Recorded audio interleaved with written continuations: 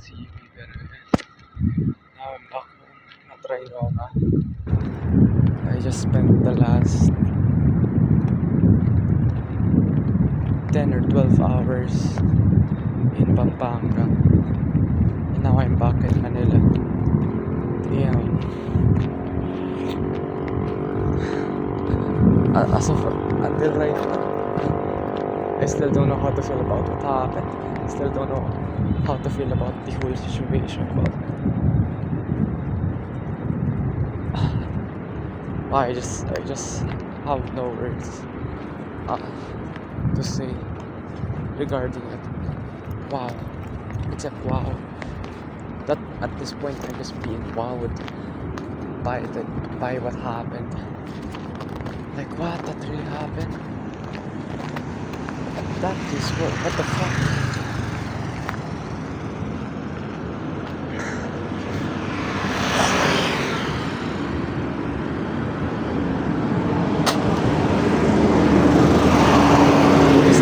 What happened?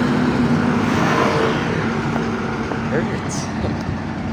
It hurts.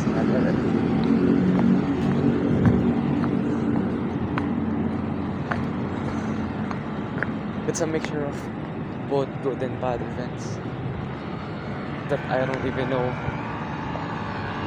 what I should lean on more.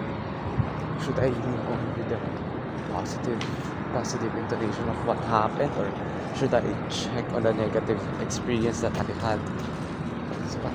So it's like, okay, what side am I choosing? Am I choosing to look at this side, or am I choosing to look at that side? And until now, I'm still unsure whether of those sides should I cling on. But I know that I have the best time. I had the best fucking time I can ever imagine. I had the greatest feeling being there. But at the same time, it hurts. What happened, it hurts. So it's really cliche. It's really much of those two sides coming into clash. Masakit pa din ha. Iyak nga ako sa pag-iisip ko. Hindi ko pa alam paano ipapayuhan sa bahay. Mami, na-scam ako. Sinabihan niya pa naman ako na marami na-scam sa ganun. Sabi ko, hindi, kaya ko nito. Ako nakalaban to. Kasi ending na-scam ako. 1.7. That's the fucking thing that I'm engraving on. Kasi 1.7. Kasi nung hindi basta-basta yung ganun ba? So, makukuha mo ng san-san lang. Kasi makukuha mo dyan lang. Gusto mo? Hindi. Okay, sana mo ganun. Kasi hindi. Napakahirap kuhain ng ganun kalaki. Kaya, parang lang mawala sa'yo sa camera mo. Okay, sana kung bagong sahod ako. Kasi hindi rin ako bagong sahod. Gipit din ako. Gipit din ako ngayon.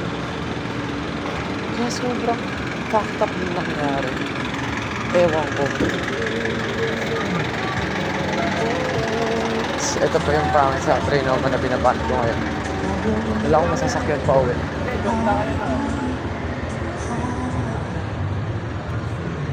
Mag-aantay pa ng pasayero yung mga mo. Wala namang pasayerong lalabas ng gantong oras. Alas 3. 13% na lang yung cellphone ko.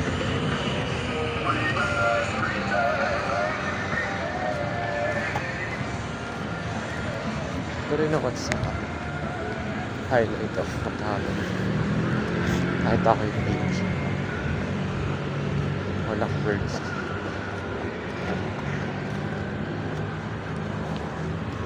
I'm telling you, walang words na makakapag-explain kung gaano ako kasaya na nakita ko yung Bini ngayong araw. Promise. Parang ito na kaya pinaka-highlight ng buhay ko sa akin. Nakita ako yung Bini. Napakalabo pa nila, pero medyo malayo sila sa mata ko eh. So malabo sila, maliit sila, pero nakikita ko sila. Hindi mo lang kita yung pinaka-details ng mukha. Hindi mo nakita yung details ng mukha, pero nakikita mo sila. Malimit. Sana next time makita ko ng pinaka face to face na real, yung pinaka pangarap ko eh. Pero sa ngayon, kung yun lang, okay lang. May next time pa yan. Hindi ba naman ulihan lahat eh.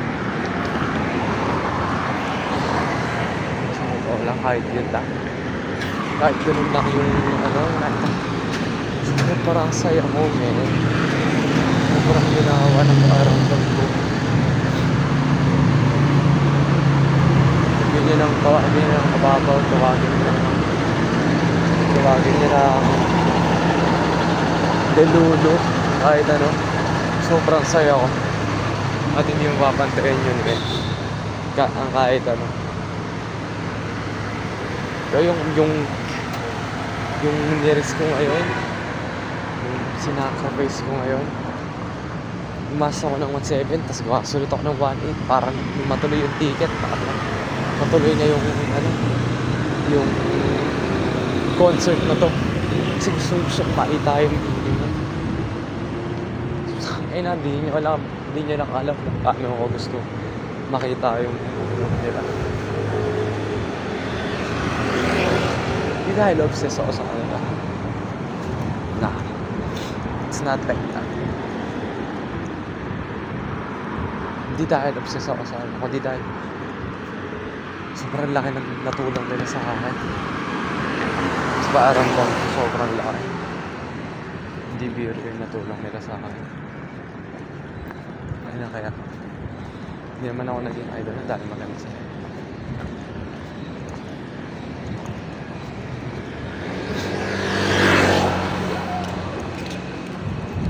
Naging idol ko sila kasi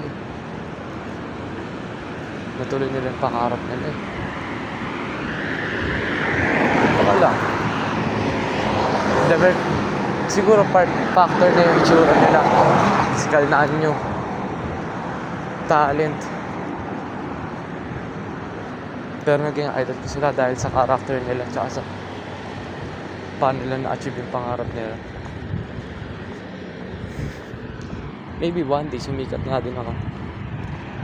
Maybe one day matupad ko yung pangarap ko, diba? Magawa ko yung gusto ko ulit sa buhay. Media. At kung mangyari man yun, isa lang yung alam. Bini yung gumising sa akin. Bini yung gumising sa diwa ko na tahakin yun. Yun yung pinaka-alam. So guys, baka kala nyo fanboy lang. Gusto lang. Hindi.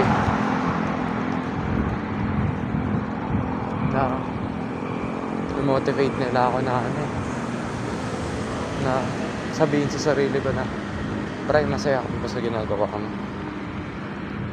Pre, kung hindi, gawin natin. Hanapin natin kung saan ka sasara.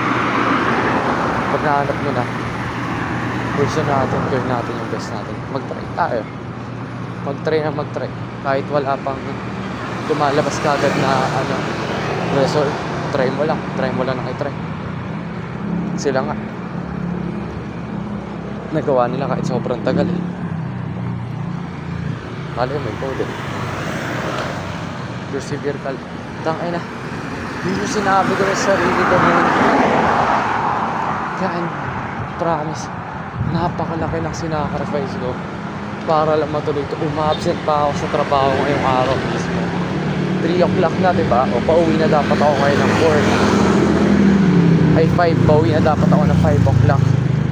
Pero hindi, tangina, hindi ako nagpumasok, uma-absent ako.